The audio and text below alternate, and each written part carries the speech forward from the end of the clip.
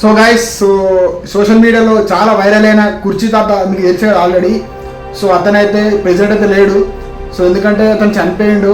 అసలు ఎలా చనిపోయిండు అని చెప్పేసి రీజన్ ఏంటంటే సో రీసెంట్గా చాలా ఎండలు కొట్టినాయి కదా. సో ఈ మే మంత్లో చాలా తీవ్రంగా ఎండలు కొట్టడం వల్ల సో ఆ వడే దెబ్బకు అండ్ అలాగే ఇంకొకటి ఏంటంటే అతను చాలా హెవీ డ్రింక్ చేస్తాడు కదా. సో ఆ కారణంగా వల్ల కూడా సో చనిపోయిండు అని చెప్పేసి సోషల్ మీడియాలో తెలుస్తుంది. సో అంటే మళ్ళీ ఇంకొకటి ఏంటంటే అతను చాలా హెవీ డ్రింక్ చేస్తాడు కదా.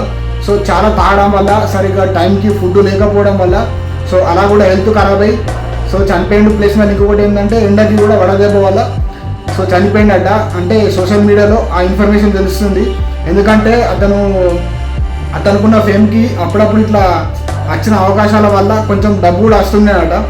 సో వచ్చిన డబ్బు వల్ల అతను అంటే మంచి డ్రెస్సింగ్ స్టైల్ వేసుకొని తర్వాత మంచి హెల్త్ని కాపాడుకోకుండా సో ఆ వచ్చిన డబ్బులతోటి ఇట్లా తాగేవాడు కదా. సో ఎప్పుడు అంటే వీడియోలలో కూడా ఎప్పుడు తాగుతూ కనిపిస్తుంటాడు కదా. సో అట్లా వచ్చిన డబ్బులు సో ఎప్పుడు తాగడం వల్ల అట్లా కూడా కొంచెం హెల్త్ పాడై చనిపోయిండట. సో ఇదైతే సోషల్ మీడియాలో ఈ ఇన్ఫర్మేషన్ తెలుస్తుంది. సో బట్ ఆ డైలాగ్ మాత్రం చాలా ఫేమ్ అయింది. సో ఆ డైలాగ్ సినిమాలో కూడా వాడుకున్నారు. So super star Mahesh Babu అనే సినిమాలో వాడారు కదా. సో కుర్చీని మడత పెడితే అని ఆ సాంగ్లో యూజ్ చేస్తారు కదా. సో ఆ లెవెల్ దాకా వెళ్ళిండు. బట్ గ్రేటే, అతను ఈక్వ ఒక సెలబ్రిటీ లాగా అయిపోయిండు. బట్ ఇప్పుడు ఇక్కడ నుంచి మాత్రం మన ముందు లేరు. సో అతను చనిపోయిన అతని పవిత్రమైన ఆత్మకు శాంతి చేకూరాలని చెప్పేసి నేను మనస్ఫూర్తిగా కోరుకుంటున్నా. ఆయన మీరు కూడా కోరుకోండి.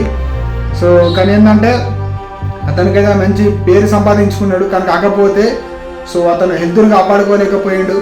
సో కొంచెం ఆ తాగడానికి అడిక్ట్ అయ్యి సో అతని అంటే అప్పటికైనా పెద్ద మనిషే. సో అతని లైఫ్ అయిపోయింది. బట్ ఏంటంటే ఇంకా కూడా కొన్ని రోజులు బ్రతికేవాడు. బట్ కొంచెం తాగడం వల్ల అతని హెల్త్ని ఖరాబ్ చేసుకున్నాడు. సో అతనికి ఉన్న ఫేమ్కి అంటే ఈ ఏజ్లో కూడా మంచి హ్యాపీగా ఉండొచ్చు.